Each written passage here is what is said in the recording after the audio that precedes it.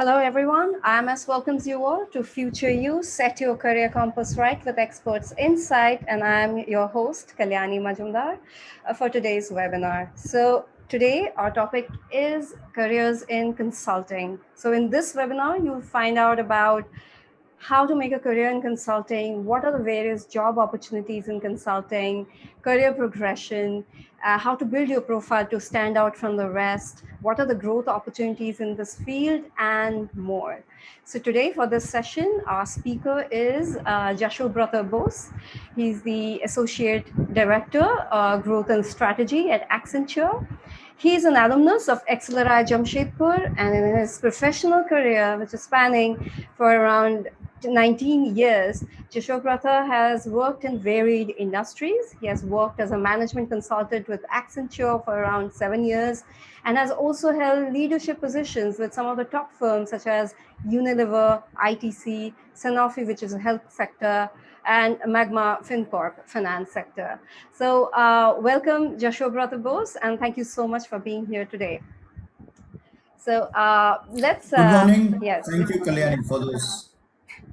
Thank you. So let's please take us through your career trajectory, right from BITS Pilani to Acceleri, and what made you decide to go for an MBA and then choose consulting as your career path. So you can just take it in parts if you want. Yeah. No, certainly. Thank you, Kalyani. So just a quick by way of introduction. So I was born and brought up in Calcutta, completed my schooling in Calcutta. And this morning I realized it was a very interesting day that we are having this session. Because exactly 25 years ago, on the 1st of August, 1996, I started my track at BITS Pilani. So we went to Pilani exactly 25 years ago, and through last evening, friends and alumni have been talking about it, and it just seems like yesterday. So a quarter of a century has just flown by. Right. So went to Pilani in August 96, did my bachelor's in mechanical, and predominant majority of my batchmates decided to travel to the United States for higher education, and I was then bitten by the patriotism bug. It was just about 8 to 9 years post liberalization then, and I said it's a great opportunity to be in India and see the economy really open up and take advantage of opportunities that would come our way. I stayed on, and I was extremely lucky to get a job with Unilever in the technical, which is the manufacturing or the engineering function. So I joined Unilever after graduating in 2000. And that was the start of my professional career. Okay. For the first year and a half, I went through Unilever's management development program, which is called the Business Leadership Program. I'm not sure if the name's changed in the interim. And that's a program where all B school recruits across functions. So it could be sales and marketing, it could be technology, it could be human resources, as well as the engineering recruits who have completed for the technical function who come on board. They go through a common 18-month, very rigorous cross-functional training program. So I went through that, and I think that's where the starting point was in terms of saying, I would rather be a generalist sort of individual, a jack of all trades, if you will, rather than being someone very focused in one particular function or one particular industry. And that's a choice that you make. There's nothing wrong or right about it. So that still took me through the factory, through sales and marketing, through human resources, through the commercial functions, through product development, through project management, and all the rest, right? So that was it. And post that, I joined the ice creams business. Very interestingly. So my first role was in learning how to make cornetos. And kids would be very excited when I would tell them, okay, I make cornetos for a living. And when I come back from a very tough day at work, I'm sort of half covered in chocolate and butterscotch because somewhere on the shop floor, some pipe burst. Right. So did that for a couple of years, and then I said, okay, this is good. I did get cross-functional exposure during my management training program. So logically, therefore, it makes sense for me to do an MBA to sort of reinforce in a manner with theoretical inputs the practical elements that I had seen during my stint at Unilever. So did that. We went to XLRI, did my MBA, graduated in 2004, and then I joined ITC because alongside the view of having sort of a cross-functional, cross-sectional perspective of the corporate world, I also wanted to continue to work within consumer goods because that's where I started off in Unilever. And what I'd also done is I did my summer training with PwC. So that's where I sort of tested what consulting is all about. So tested that little hypothesis I had built in Unilever. So then I went to ITC, was there for a year and a half, did sales, and was fortunate to be part of the team that launched the entire FMCG portfolio for ITC. So that's in 2005 is when ITC started diversifying out of tobacco into FMCG. So in Pune Metro, I launched the entire portfolio of ITC products, so which is your Ashirvad Atta, Kitchens of India, Sunfeast biscuits, Bingo, and many, many others. So it was very interesting to do a multi-product launch, each of which had its own characteristics in terms of the product profile, the way the trade would handle it, the margins, and coming from an organization which had never done FMCG before, which had always operated in tobacco, which is a cash and carry business. There's no advertising. You don't pay anyone in the trade. You essentially say you take it or leave it because I'm the only one who makes tobacco, and tobacco is a completely price insensitive product. So how do you sort of culturally, and I'll just add one point. What made it even more difficult was the fact that I came from Unilever, and I said all that I kept telling people was, well, this is not how you do consumer goods. And of course, people weren't very happy about that. So I think that was the first, from a challenge perspective, very interesting to say an organization which is used to doing something and has been doing something for decades. So as we know, ITC has been in tobacco for decades. Okay. It's now moving on to consumer goods in the belief that the distribution channel for tobacco is good enough to take on selling consumer goods. Okay. Nothing could be further from the truth. Okay. So, and that helped me make my segue into consulting to say that organizations are always facing very interesting challenges. Sometimes they face problems which they themselves are not aware of, and we'll talk about it as we go along. So that's when I jumped into consulting with Accenture in 2006.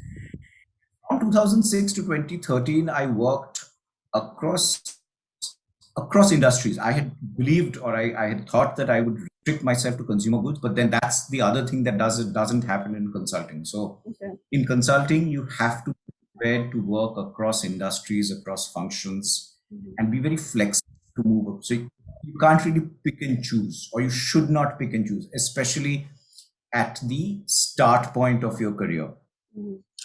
So I worked in Accenture for infrastructure clients, for automotive clients, for consumer goods clients, pharmaceutical clients. And I did my last stint was in consumer goods. I almost took a 6-odd-year break between leaving ITC and when I did a consulting stint for another Indian consumer goods company. Okay. That was consulting, and I guess we'll come back to some details later. Post that in 2013, I left consulting, and that was a very personal decision. We were starting a family. For these 6.5 odd years that I was in Accenture, I continuously did Monday, Fridays. I was based in Delhi. I never had a Delhi project. So I would wake up at 4 a.m. and leave Delhi every Monday morning and return at the intersection of Friday night and Saturday morning, traffic and air traffic congestion permitting. So it's a tough life, and we'll talk about that a little bit. And that's not amenable to a personal life and having, especially when starting off a family. So I took up this role with Sanofi, which is one of the largest global French global pharmaceutical companies. The common brands it manufactures are Combiflam and Soframycin, apart from the more difficult innovator brands. Ran their strategy for about 3 years, and that was a combination of M&A. So we did some acquisitions, joint ventures, and of course, the pure play long-term strategy for Sanofi. Post that, there was this very interesting opportunity with this non-banking financial services company called Magma FinCorp, which had only 5 private equity players invested in it. So it had KKR, Leapfrog, True North, IFC, and Chris Capital. And they were setting up a management team to really take the organization to the next level. Did that for about 3 years and got very interesting experience of how you manage different private equity investors in your company with very different horizons of investment, very different perspectives of what should happen to the company and how the company should be run. And then you also have the management team and the promoter of the organization. So that was it. So, can you define what exactly is consulting? What exactly is consulting all about? Is it, since you did say that, it is basically an amalgamation of all the sectors and you have to keep working on various departments and everything, but what exactly is consulting? So the role of an individual in management consulting is someone who is brought in by a client organization to solve a very specific challenge or problem which the employees of the organization, given their day jobs, may not have either the bandwidth or, importantly, the specific skill sets to take on. So that is what it is. It's about getting a management consultant is an expert in a particular area or areas, and those areas could either be industries or functions. So by functions, I mean could either be, let's say, a consumer goods industry expert, or could be a supply chain expert cutting across multiple industries. So whenever organizations face challenges or they have a problem statement which they believe they are unable to address with their existing capacity, that's where management consulting and management consultants come in to help solve those problems. These engagements with these companies are typically short term. Short term, it means it could be anything between a few weeks to a few months. Increasingly, what has also started happening is that clients now want consultants to also implement the recommendations that they are making, and therefore the tenure of consulting projects have also moved into year or multi-year duration. So it's not about you only telling someone how to solve a problem, but it's also demonstrating proof of pudding by solving the problem for them and then sort of leaving it with them to run with. Okay, and when you decided to pursue an MBA from XLRI, did you decide already beforehand that you want to get into consulting or in something else, like maybe marketing or finance, or was it? So how exactly that happened? So consulting was on the table very clearly, as I mentioned earlier, that I clearly figured out that I wanted to have my finger in multiple pies and not only one, and consulting was the way to do it. Right. Now, the move to do the MBA was more triggered by solidifying the practical experiences that I had at Unilever. And I am a very strong proponent of saying that you should have work experience before you go and do your MBA. Okay. Because the way it brings to life what you are learning or what you're taught, the way you participate in group discussions or understand the case studies and just take away from your MBA curriculum is much more enhanced if you have worked before going in, right? And so that was, I think, the first step. And the second step was after doing my summers in consulting, when I decided that was the way forward for me. but I did do some frontline consumer goods work with ITC before jumping out to consulting. Okay, okay. Let's take some questions. Any examples of problems or challenges faced by companies where a consultant might be needed? Yes, Yeah. absolutely. Let me give you an example. Hmm. So let me take an industry which is, I guess, we're familiar. All of us are familiar with, which is the automotive industry, right? So the automotive industry has two parts. One is the passenger cars and commercial vehicles. Commercial vehicles are essentially trucks, right? Okay. So here was a large commercial vehicle company which was into manufacturing high weightage or high tonnage trucks. So what are high tonnage trucks? Those are the real big trucks that move maybe steel or cement or sand, the really big trucks that you see on the road, not not the tractor trailer kind of trucks, but the trucks that we see, right? The Right. Ashok Leylands or the Tata Motors of the world, right? Now, this and the way these trucks are sold is that there are very large fleet operators in the country, right? So, fleet transporters, as we call them. So, fleet operators will not, unlike passenger cars, go and buy one truck, they'll buy in fleets. So, they'll buy for their fleet, they'll buy 10 or 20 or 50 trucks, depending upon the demand that is there. Now, if that is the case, then the way you do your selling is through relationships, right? It's not retail selling where you're going after one customer to buy one unit of your product, going after a small set of customers who are buying your product in large quantities because that's the business they are in. So it's in a manner a B2B environment that they had operated in for many, many decades.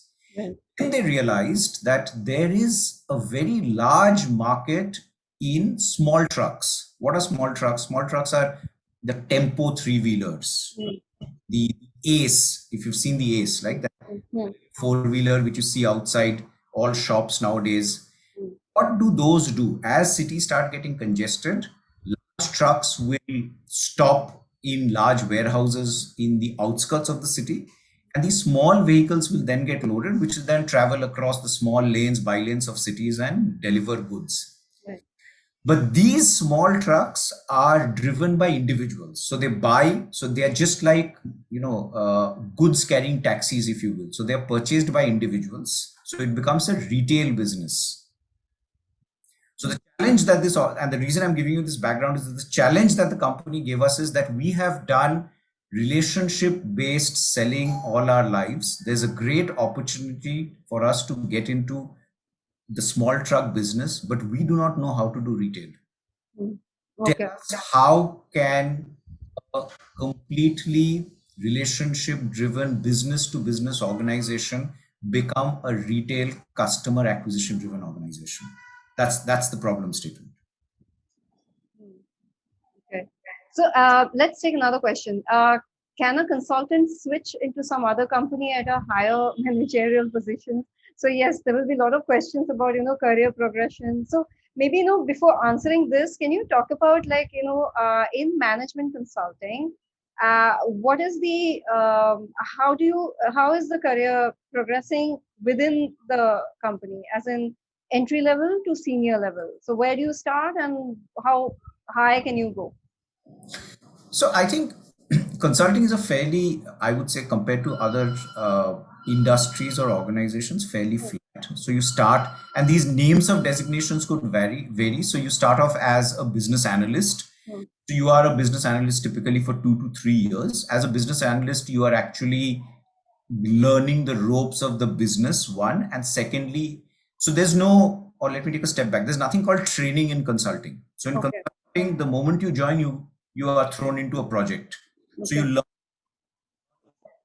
learn on the job. So as an analyst, you're doing analysis, basic analysis, you're doing modeling in Excel, you're doing basic work around presentations, spending a lot of time understanding the industry or the sector, building out expertise in that particular area. And then from that, you move to the next career level, which is called consultant. And I said some of these names could be interchangeable. As a consultant, one, that's when you start getting a supervisory responsibility. So you are typically then handling a set of analysts. Mm. And as a consultant, you're maybe working in one work stream of a project. So what I mean by work stream is, if you go back to this automotive example which I was giving, Mm. acquiring customers could be a work stream. Okay. Train the client's dealer workforce to become retail oriented could be another work stream. So as a consultant, there is a piece of work which is sort of given to you, for which you have end-to-end responsibility, and you have a team of analysts to help you achieve that, right? Then you become a manager. As a manager, you are then responsible for a project. So the entire project which I outlined, of course, the project I outlined is a very large scale project, but typically a small scale project, which could be, so something that we did for a confectionery company was, they wanted to come into India and they wanted to build out a market entry strategy. So this company wanted to figure out, this is the Indian confectionery market, highly fragmented, very price sensitive. We are a global company. We have constraints around pricing. We cannot play the price game. What should be our market entry? And a project like this, typically 8 weeks, a consultant and one manager would take on a project like this, conceptualize it, and deliver this project end to end. So and in your capacity as a manager is when you start engaging with client folks. Of course, consultants and analysts do it also, but you're engaging with client folks with the view of continuing to socialize the solutions that you're building. So when you're in consulting, whatever proposals, recommendations, or approach that you take, you continue to bounce that off with the client so that you're doing mid-course correction. So you haven't built the entire car and then you've gone to the guy and said, is this what you want? Okay. I don't want a car. What I wanted was a two-wheeler. So then you've lost. So you're testing at every stage, and a manager would typically lead you in those client interactions. Okay. Then you become a principal, and when you become a principal, that's when you're into the trenches of what I call delivery, which is really working on the outcomes of the project, to more managing relationships with the client. And also, by virtue of those relationships and the time that you have spent in the client, look for other opportunities at the client where you can work with the client. So looking for new opportunities of engagement with the client. And a very key thing that comes in when you become a principal is that more often than not, companies actually are not aware of the problems that they have. Okay. If you are able to capture or understand and even present a problem statement, it creates a wow for the client to say, oh, I didn't realize this was a problem. And therefore, they are very amenable to keep you to help solve that problem, because you are the ones who detected and framed that problem for them. And then finally, you make a partner. Once you make a partner, you're then handling multiple engagements. Typically, then you're handling a particular practice, either be a consumer goods practice or a retail practice or a health practice or a network 5G practice. And you are maintaining relationships with the whole pool of clients who are in that particular industry. And then that's when you have P&L responsibility. You're driving sales, you're driving revenues, you're responsible for profitability, you're responsible for the team. And most of these responsibilities are shared by the principals who are part of the partners team, because the principals are then aspiring to become partners and need to be able to sell independently. Okay. In summary, your role as you move from an analyst to a partner, your role transitions from delivering the project to relationship management to driving sales and bringing in new business for the organization. So does it change from industry to industry, or is this how the standard growth progression is in management consulting, like the way you just defined it? It will not. It is industry agnostic. It does not from industry to industry, because ultimately in consulting, as I said, you solve a problem, work on solving the problem first. Then it's about building relationships, finding other problems, other challenges, other expertise. And the next one is, of course, then you become more inward facing to drive business for your organization. So it's pretty much um, agnostic across industries. So it's Okay. the same. Okay. Okay. Um, okay. Let's take another question.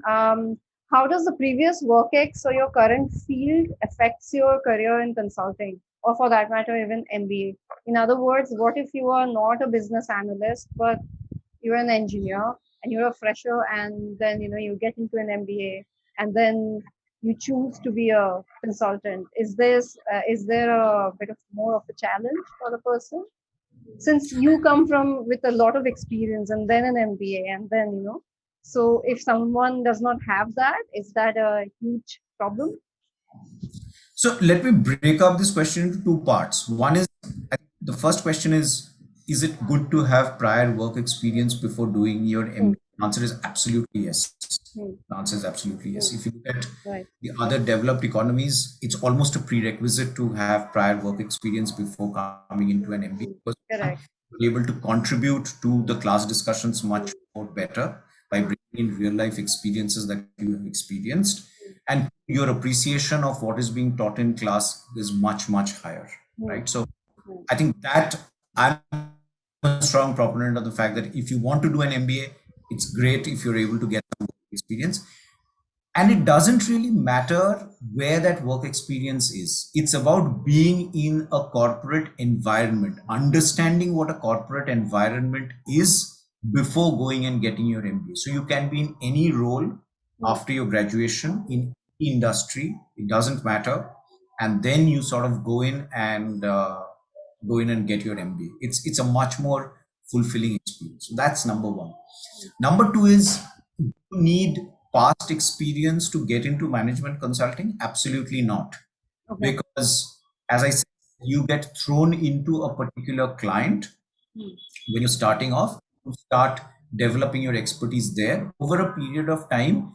After you have worked on a few projects, you can start deciding for yourself which industry or which function you want to specialize in. So what management consulting actually helps you to do is postpone your decision about what you want to specialize in hmm. after having experienced some of those things firsthand, which is not something that you can do in industry. So Okay. when I joined ITC after my MBA to do sales, Hmm, it is a sales organization. I mean, may or may not know what sales is, but I go in and start doing sales. hmm, I can't say that tomorrow I'll end up I will start go get into finance or something like that. Whereas in consulting, I can work in a oil and gas company, then I can work in a retail company, then I can work in a consumer goods company, then I can work in an automotive company, and then take a decision. What is it that I find interesting? Do I find an industry interesting, or do I find a function like supply chain, hmm. human resources, or sales and marketing industry interesting? And then I start building my expertise in that. So I don't think it's about your past experience. I think there are a few other attributes which are more important, more behavioral, Hmm. which I think is what makes or breaks a good consultant. Okay. Yeah. So when you're talking about skills, so what skills and expertise do you need to excel as a management consultant? Is there any core skills, maybe hard skills and soft skills, like maybe three of each that you? It's better to have that. I mean, for you to excel. So absolutely. So if you Mm, look at hard skills, mm, you have to be analytical, because if management consulting is about solving a problem, then you have to be intrinsically analytical. So you should okay. be able to take on something, break something down into pieces, be able to analyze it, ask why things are the way they are. Mm, And so that's sort of one. One is analytical. Second is, you need to be very numerically proficient, because so you need to be very comfortable with numbers, right? And large sets of numbers, sometimes not necessarily mathematical set of numbers. So right. you incomplete data, you could have inconclusive data, you Mm, also have incorrect data, right? So your ability to be very quantitatively nimble mm, and be comfortable with dealing with large sets of data and be able to analyze large sets of data, look at trends and patterns within large sets of data, is I think important. So I go back. One is analytical. The second is having the being medically oriented. The third is uh, problem solving with a genuine focus on making a difference to the client, right? So when you're in industry, you're doing your role, right? And the industry role is about doing something, and sometimes doing something repetitively, for example sales. But in consulting, you are the someone, it's almost like being a doctor. While I run the risk of stretching the point, but you are actually, so you have to be really interested in going and making that difference or solving the problem for the client, and not saying, well, at the end of the day it's the client's problem, and it's not my problem. I have used my analytical abilities and numerical proficiency to give you a very esoteric solution. If it doesn't solve your problem, well, it's like saying I have built a hydrogen car, but guess what? There are no hydrogen filling stations. So very proud at having built the car, but the fact is the problem, it's not, it doesn't work. Correct. So I think those are on the hard sides. On the softer side is you have to like people. You have to have the ability to build relationships, meet new people, understand their points of view, appreciate and acknowledge their points of view. If you are someone who's very opinionated, someone who has strong views about few things or everything, or believe that individuals should have strong views, then consulting is probably not the right place for you. You have to understand that what I call, it's not my way or the highway. You have to understand that there is always some other way. So any problem can be solved or addressed or approached in another or in many another ways. Right. You have to appreciate that. You have to be flexible. You have to be flexible, and people should be able to trust you. Right. You go into an organization as a consultant, you are seen as foot soldiers of the top management. Right. That people believe that consultants are brought in because the management is not confident about the capabilities of the workforce, and they say, what do these consultants know? I have done this for 20 years.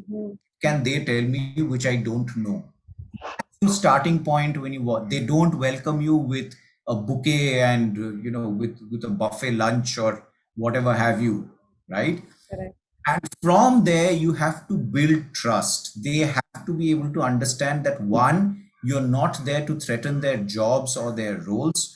Two, you're not going to say things behind their back to management which will work against them. And three, you're actually as invested as they are in solving their problems and making their lives easier. It's easy to make these statements on a call. When you work, as I said earlier, when you work on engagements which are weeks long or months long, imagine you will meet a completely new set of people in a new geography, in a new industry, with a new mindset every few months. And your counter of building that relationship is reset to zero every time you go to a new client. Are you ready to put in that effort every few months? That, I think, is the biggest skill that you require. And I would rank that even above the hard skills. You may have great analytical power, you may have great numeric, you may be Albert Einstein, but if your people skills are not there, you will fail miserably as a consultant. In my interviews, when I interview people, I think about attitude and aptitude, very simply put. Okay. Not so worried if the aptitude is not there, as long as I see a willingness to build that aptitude. But if attitude is not there, attitude is not something that you can build. Ask yourself, is this who I am as a human being, as an individual? Does this my persona? Do I like meeting lots of people? Do I like conflicting points of view? Do I like ambiguity? Do I like being pushed back? And people saying that there's always another way, as I said. Those, I think, would be the few things There's a third dimension also, which is more with your, work life, you wanting to, you have to travel a lot and all of that. Yeah. So what's the life? What's the life of a management consultant? As in, how much do they have to travel? And in normal scenarios, of course, and not during the pandemic, but otherwise, yeah. So how much one has to travel? What if somebody doesn't like to live out of their suitcase? So do you think they should just stay away from consultant being a consultant? It's a difficult life. Hmm. Let me not beat around the bush. Okay. It's a Yeah. difficult life. Hmm. Um, at its extreme. So let me pick up travel first. That's something very close to my heart. Hmm. I said I never had a home project. A home project is a project with a client who's in your city. So I never had a home project. Okay. In a 365-day year, there have been years when I have taken 200 flights. So that's a flight every other day. Okay. Yes. Right? Right. Uh, in the days when planes used to fly, right? Hmm. You spend more, and therefore you end up spending more time on the road and in airports and inside, eating stale food or breathing Yeah. air. Yeah. You know, you can imagine how if you, the elements that I spoke about earlier, that if you're really keen on solving a problem and meeting people and understanding people and building relationships, it needs to be strong enough for you to take on waking up at 3 degrees centigrade in Delhi at 4 a.m. in the morning, taking a bath and making sure you don't miss your flight, because you arrive in whichever city you're going to, and then you go to the client, and then you're working through the entire Monday. You don't get Monday off because you've woken up at 4 and taken a flight.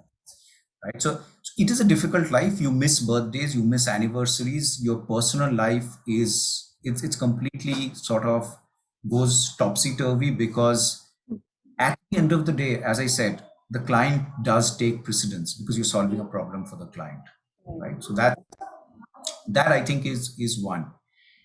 If you don't like to live out of a suitcase, yes, there are times when you're lucky that you get a whole string of projects which are in your own city. So it's just like doing a normal industry job where you commute to your client office instead of your office, and you do your work, but there are no guarantees around that. So you may suddenly get onto a 1 year long project in a city that you don't live in, right? And you can't say that, oh, I'm going to keep moving cities, especially when you have a family and there are other commitments and so forth, right? So the balancing act is very difficult, right?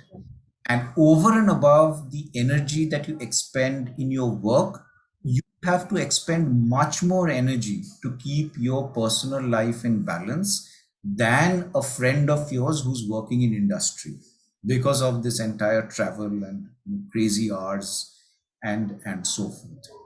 Okay. So there is a question. I'm working as an associate consultant. What will be better as a management? What will be better for me? Becoming a management consultant or business analytics? So, Yeah. some of these terms are very Hmm. sort of used very loosely. So I'm not Okay. sure what you would mean by saying Associate consultant. business Yeah. associate Yeah. consultant or business Correct. analytics or management consultant. But I can broadly say that you, as I said, if you like people, if you like client facing work, people facing work, then I think you should definitely go into business consulting. If you mean business analytics is more of a desk job which drives research and analytics, etc., then applying some of these criteria which I've been speaking about over the last few minutes, you can decide what you want to do. But I will cap this off by saying it's not an easy life. Right. Mm. Mhm. Okay. While doing an MBA, we are taught all the subjects in the first year, but in the second year, you have to choose a specialization. So, what subjects should we opt for to get into consulting? I think it honestly doesn't matter, because your MBA second year is 3 semesters. Each semester is 3 months, and each subject is like you attend some, I don't know, maybe 10 classes, right? And classes, that's about 20 hours, right? So it honestly doesn't matter. But I'll bring in a different dimension here, that as an individual, you have to be extremely curious, right? You have to be very, very curious to get into consulting, because the curiosity is the starting point of the desire to solving problems. If you are not curious, Mm. change is something that you're not happy with, Right. right? If you are someone who wants to do is wants to have a setup which is very predictable, and unpredictability is something that you're not familiar or comfortable with, then Right. consulting is not for you. And the reason I bring it up while talking about Mm. subjects Mm. is whichever subjects you feel curious about, Mm. right? Take them on. If there are some general management or strategy related subjects, take them on, because they have a very open ended sort of curriculum. Mm. So they'll talk about organizations, case studies of what has happened in the past in the general management and strategy space. So how companies have made strategic decisions which have been completely incorrect. So if you guys know about the new Coke, when in 1987 Coke said we'll change the formula, it's been 100 years, they changed the formula. The entire world went crazy. Thank God there was no social media then, and they were saying, "What is wrong with you? Why are you trying to fix something that's not broken?" So they actually had to retract that and bring that old 100-year-old Coke formula back into the market. So if some of these things, either if you feel curious, if you feel excited about learning new things, or when things happen around you, you start feeling or you start questioning some of those things, Mm. that's should drive your choice of subjects and also your propensity to take on consulting. Okay. So, how do you build your profile to excel in this field? Any tips? I wouldn't, again, I don't think it would be about something that you can do to put in your resume per se. Mm. Mm. What you can do is, on the curiosity front, one is read. See, reading is a dying art, right? Mm. You don't read anymore. And I'm saying not read off a PDF on your computer. Read a book, Correct. An actual book. a real book. Read a Kindle by all means. I, Yeah. I am a great fan of the Kindle, but read up on different topics. I try to read 3 or 4 books on very different topics at any given point of time. So read about behavioral psychology. So when some now you're going to say, oh, that's like complicated, but why? Because behavioral psychology is what drives what you do when you walk into a store which has a lot of items on display, which could be food or apparel or whatever, and that drives your choices of what you buy.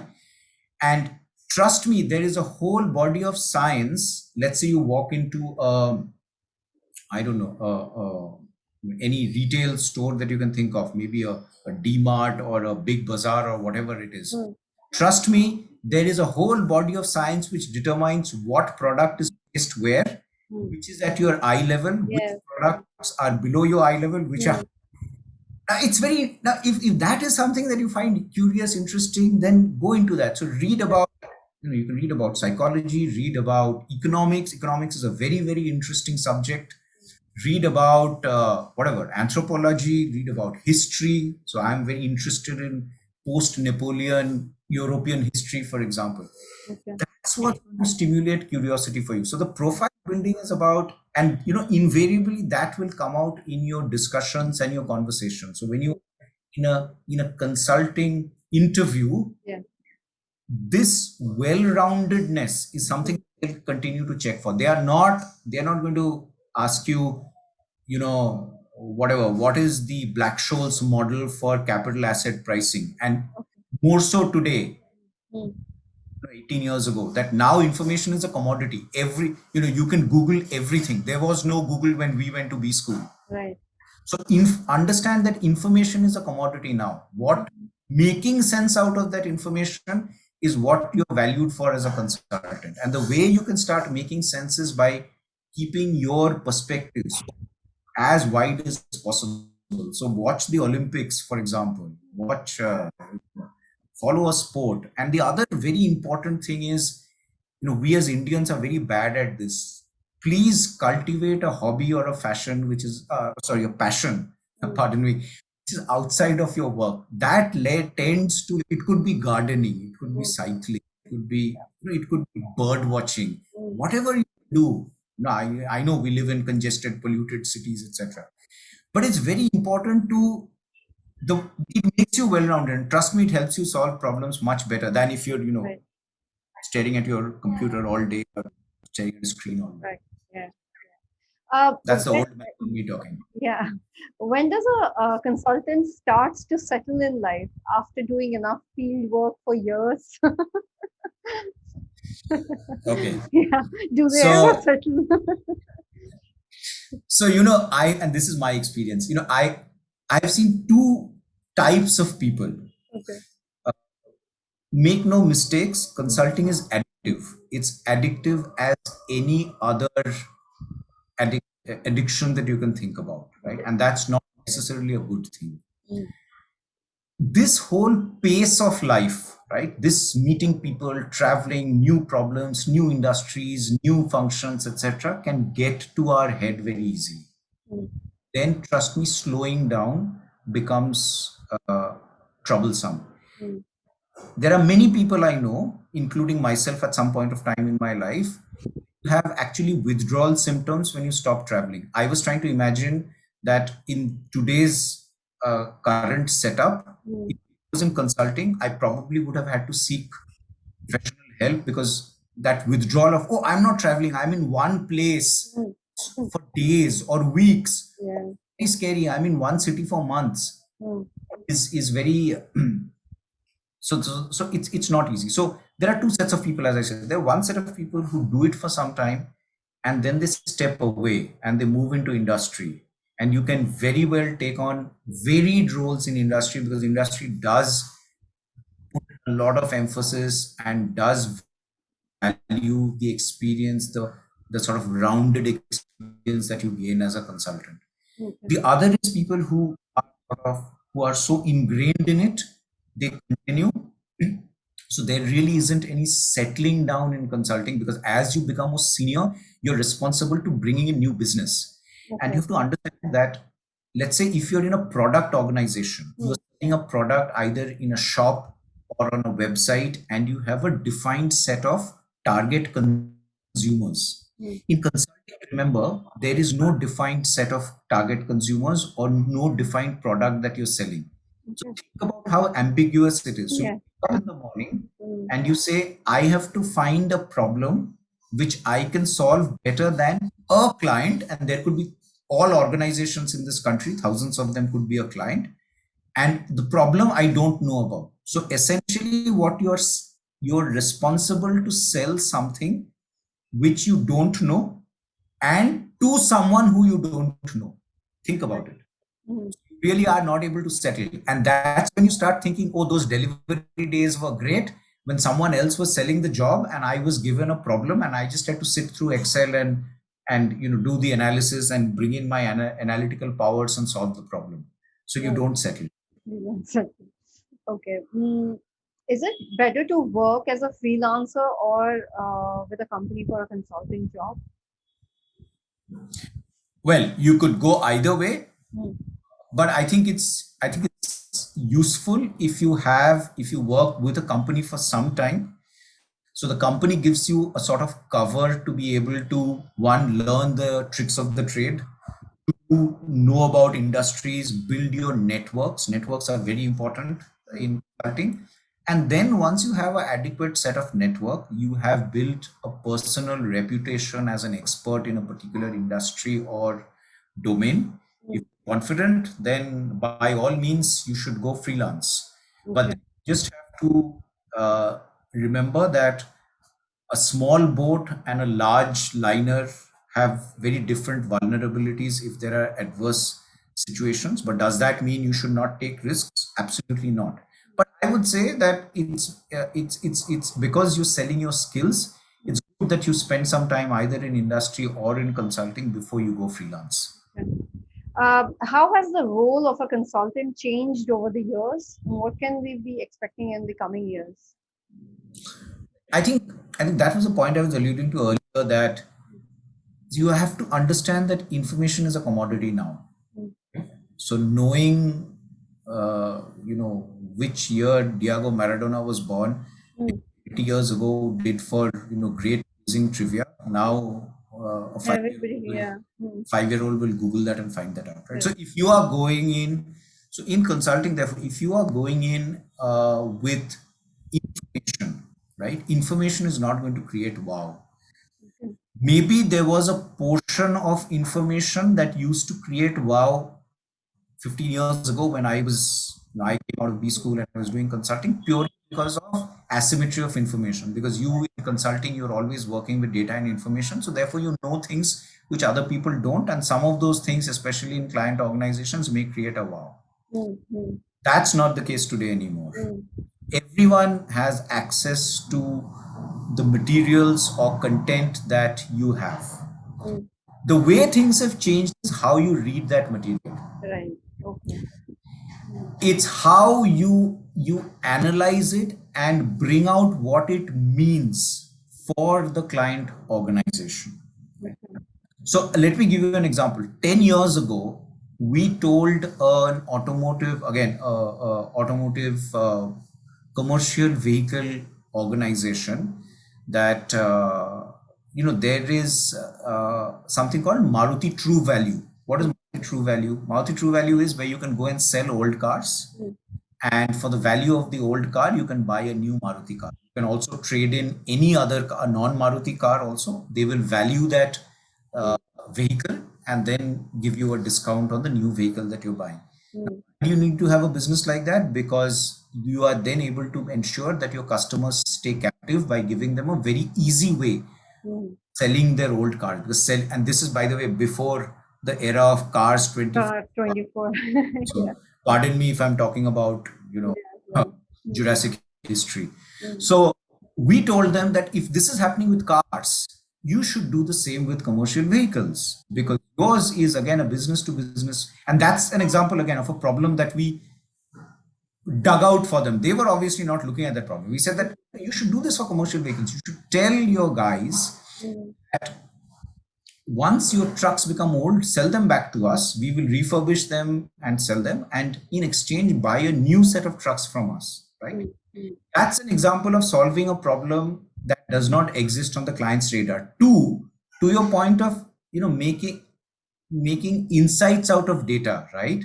The other thing we told them was that over the years, what's going to happen is ownership is going to go away. What do I mean? So whenever we think of cars and trucks, we think about buying a car and truck. Not anymore today. Now the lease model, which has been very prevalent in other parts of the world, is picking up in India. So in a Zoom car or a Rev, and I'm sure there are commercial vehicle equivalents, you can lease a car. So I will lease the car for 6 months. So I can change the car every 6 months. I don't want the burden of asset ownership.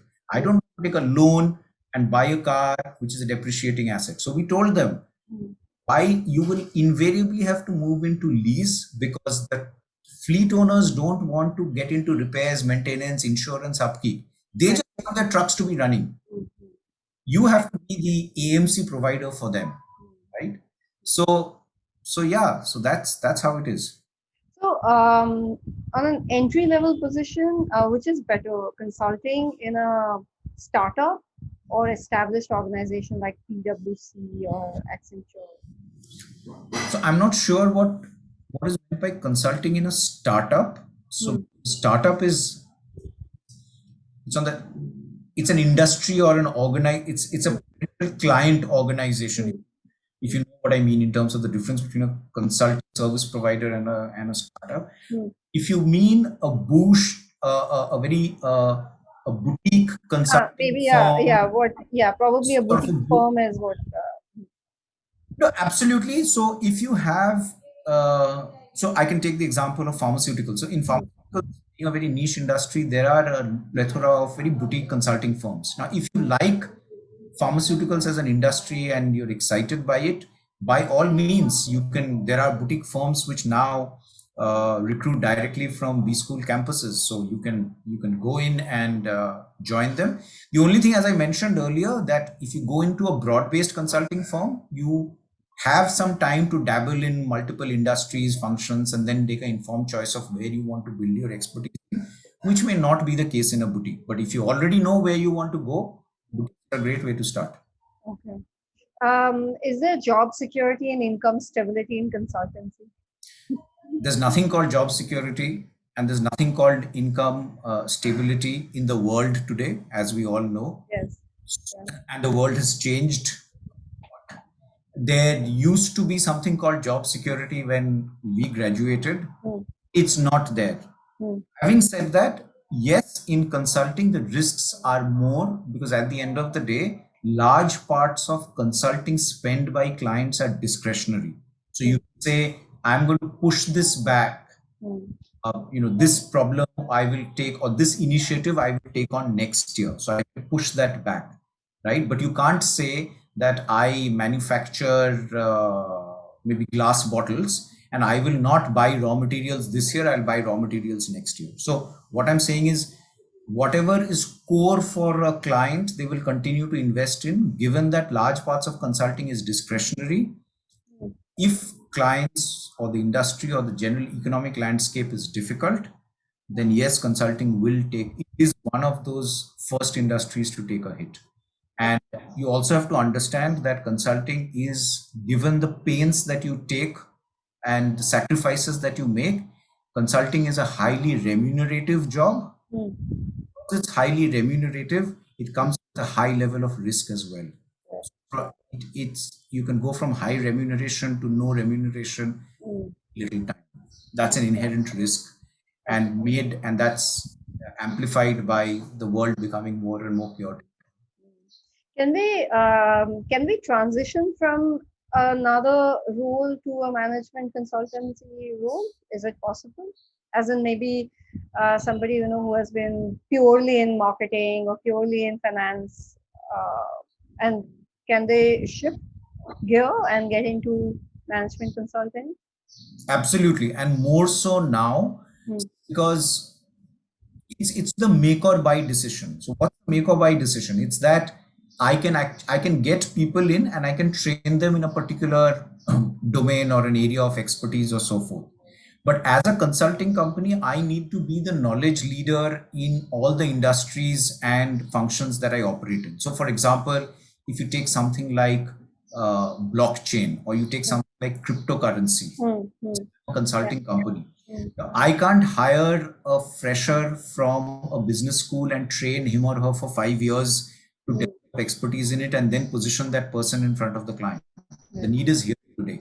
Hmm. So that, instead of a make is getting someone and then training and building up capabilities in an individual. You do a buy. What is a buy? A buy is you get someone in who has deep understanding in that particular domain, who's in industry, Hmm. and has then moved on to, and then you bring that individual on board into consulting environment to leverage his or her expertise. Hmm. Only thing to bear in mind here is it's a huge cultural shift to move from industry to consulting, especially some of these experts who are fairly senior. So let's say if you've done sales and marketing for 10 years and after 10 years you move into consulting and you're handed a bag and you say, wait, you will sometimes live at home, but most of the time live in an airport. Yeah. It's much easier to adapt to that when you are 23 than when you're 35. Correct. Yeah. Absolutely not when you're 45. So Yes. Mm.